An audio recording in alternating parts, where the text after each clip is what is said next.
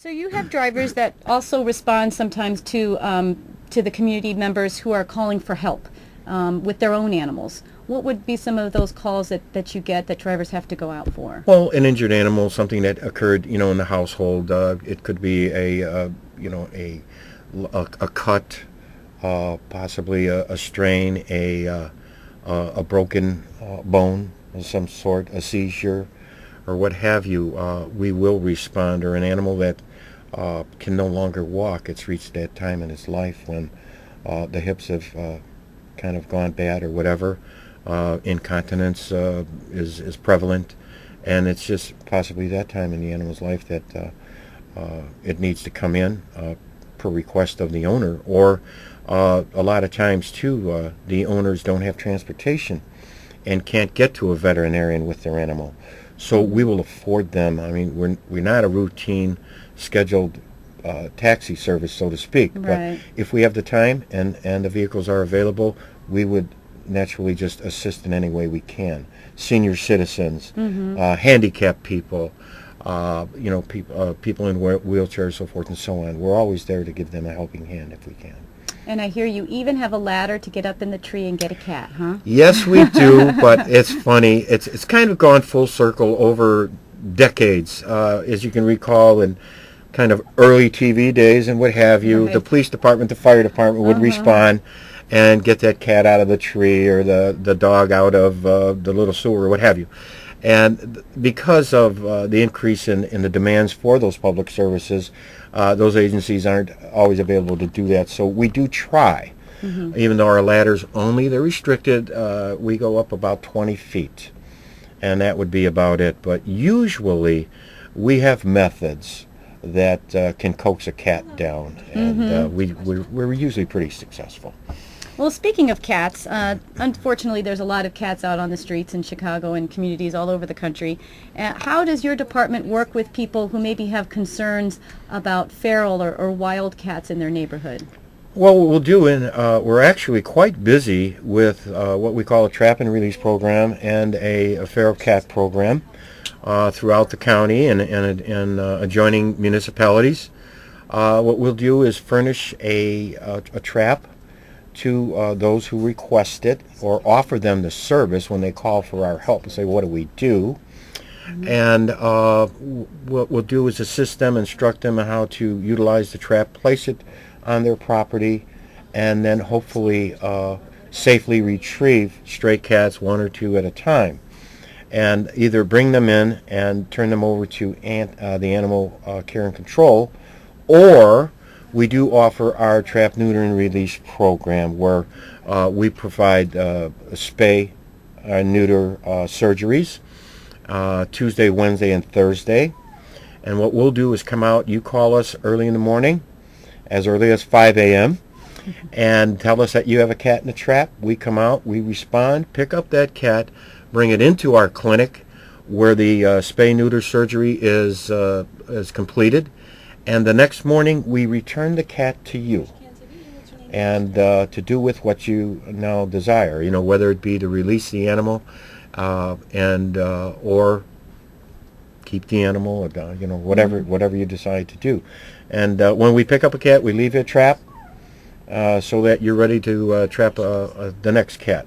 And it's actually a very successful program, and the cycle.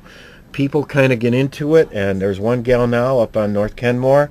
She's on cat number 13, and she's got the dates down. It's working out beautifully, and we have several other individuals that we've been working with for several weeks, maybe several months, and it's all for the betterment, of. That's great. Well, it looks like we have a caller. And go ahead, caller. What's your question?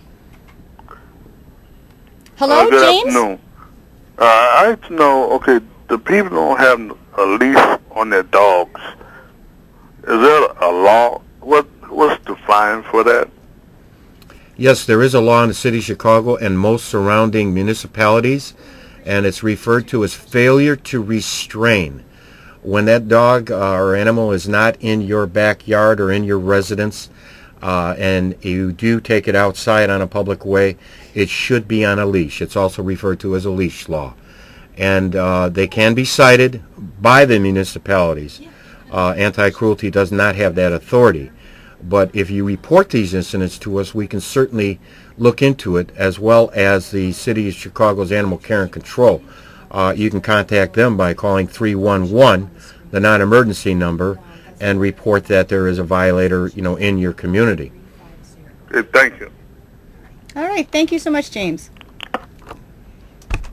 Now, Mike, sometimes you guys, even though you're very busy in Chicago with all the things you guys have to do, you even get called outside to other counties and even other states. Can you tell us about some of the projects that you've been working on in some of the other areas? A lot of municipalities call us. One of our specialties is hoarding situations, which usually refers to individuals who initially are kind-hearted and animal lovers and care about animals and take them in. Mm-hmm. And before you know it, there's another and another and another. And after a period of time, they're overrun with the volume and the amount of animals that they have, and sometimes they're unable to care for them in the manner in which they should. Their intentions are great, and we really appreciate their efforts, but sometimes they're overwhelmed. And a lot of the suburban animal control officers and police departments will call us for assistance in asking us legally how should they proceed, and can we be of assistance in removing the animals from these locations. And we do provide that service, not only the vehicles, but my staff, as short as they, limited as they are do the work of probably 10 or 12, I must say. I'm very, very proud of them. But other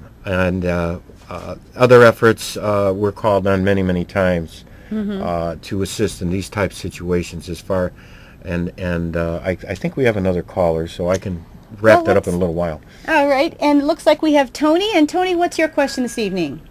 I want to know, is it a law if you leave your dog in your backyard for over a week or two if you on a vacation? Well, if you're on a vacation and you're leaving your dog on the backyard, technically and legally, if you don't have someone to care for that animal in your absence, you would be guilty of violating a law, a state law, and a city law, and it's called abandonment. But what if it had food? Well, if they have food, but how do they fare in inclement weather, whether it be snow, rain, cold, or what have you? Tony, you might want to try turning down your TV just a little bit. We're getting some feedback. Okay. Thanks. It all comes down to humane care and treatment of the animal. By leaving it out and in a backyard and going on vacation is not proper care and treatment of that animal. Well, thank you. You're welcome. Thank you. Thanks so much, Tony.